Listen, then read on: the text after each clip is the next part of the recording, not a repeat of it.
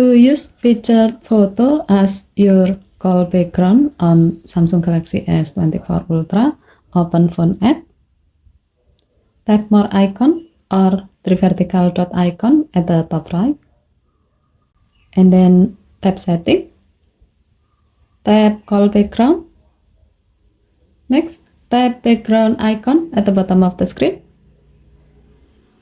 Under featured section, tap photo thumbnail, and then tap set as call background.